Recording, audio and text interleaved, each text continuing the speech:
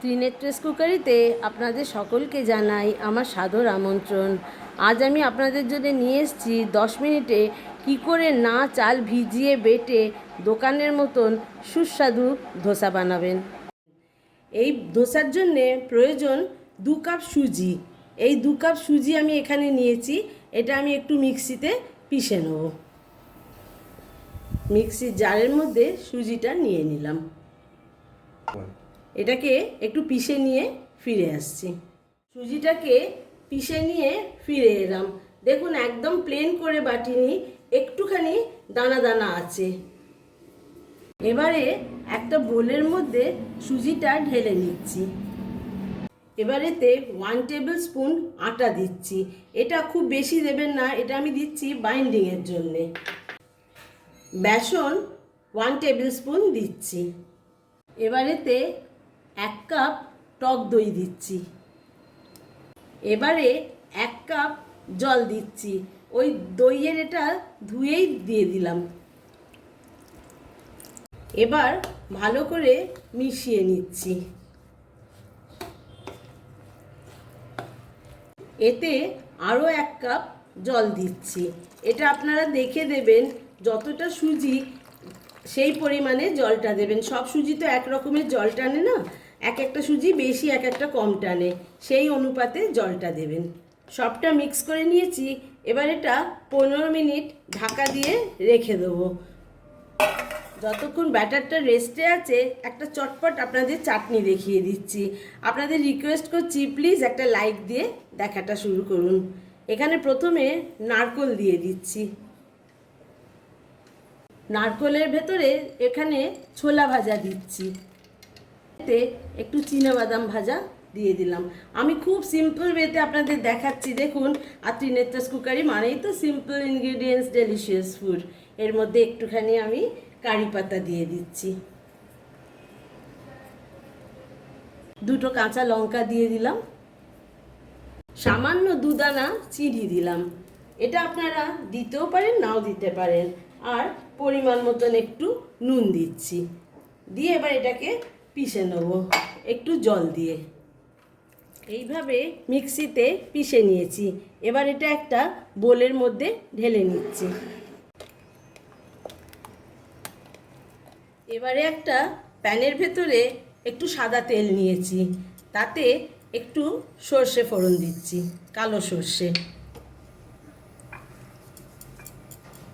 সর্ষেটা একটু ক্র্যাক করে গেলে তারপরে কারি পাতাটা দেব। এবারেতে কটা শুকনো লঙ্কা দিয়ে দিলাম।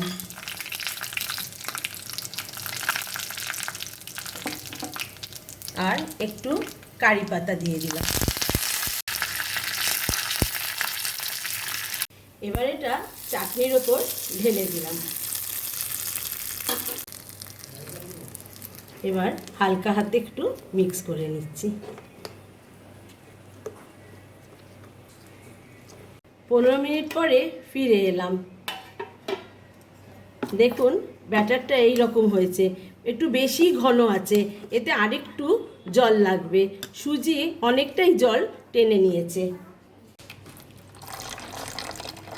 এবার এতে পরিমাণ মতন নুন দিয়ে দিচ্ছি। 1/2 টিস্পুন খাবার সোডা দিয়ে দিলাম। আর এতে 1 চুটকি হিং দিয়ে দিলাম, একটু ফ্লেভারটা ভালো হবে। এইবার ভালো করে মিক্স করে ফিরে আসছি। আর ভেজে দেখাচ্ছি।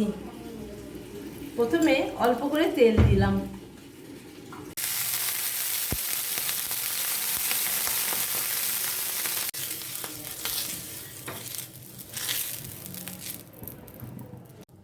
যারা আমার চ্যানেলটিকে সাবস্ক্রাইব করেছেন তাদের অনেক অনেক ধন্যবাদ পাশে থাকার জন্য। যারা আমার চ্যানেলে নতুন একটু সাবস্ক্রাইব করে দেবেন, আমার চ্যানেলের পাশে একটু থাকবেন।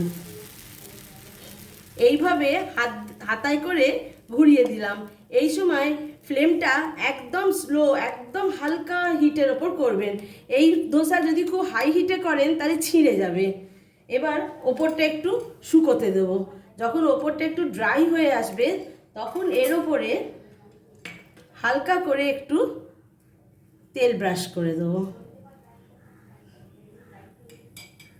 দিয়ে এটা একটু হয়ে গেলে তারপর দেখাচ্ছি। দেখুন এর ধারগুলো ভেতরগুলো একটু একটু লাল লাল হয়ে গেছে, তার মানে ভেতরে একটু কালার এসছে।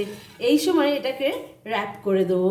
এই ধোসাটা ভাজতে একটু টাইম লাগে, কিন্তু খেতে অতি সুস্বাদু হয়। আপনারা বানিয়ে দেখবেন, নিশ্চয়ই ভালো লাগবে। আমি এই ধোসাটার ভেতরে একটু স্টাফিংস দিয়ে দিলাম, যেটাকে আপনারা বলেন মশলা ধোসা। এই রেসিপিটা আমি আপনাদের পরে এক সময় দিয়ে দেবো। এখন ভিডিওটা খুব বড় হয়ে যাবে বলে এতে আর আমি রেসিপিটা দিলাম না। এইভাবে মশলা ধোসা যখন বানাবেন এর মধ্যে র্যাপ করে নিতে পারবেন।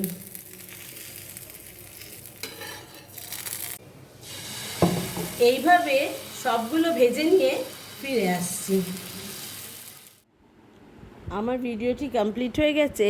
আপনাদের কেমন লাগলো একটু কমেন্ট সেকশানে লিখে জানাবেন, একটা লাইক শেয়ার করবেন, আর আমার চ্যানেলের পাশে থেকে একটু চ্যানেলটিকে এগিয়ে নিয়ে যেতে সাহায্য করবেন। ধন্যবাদ।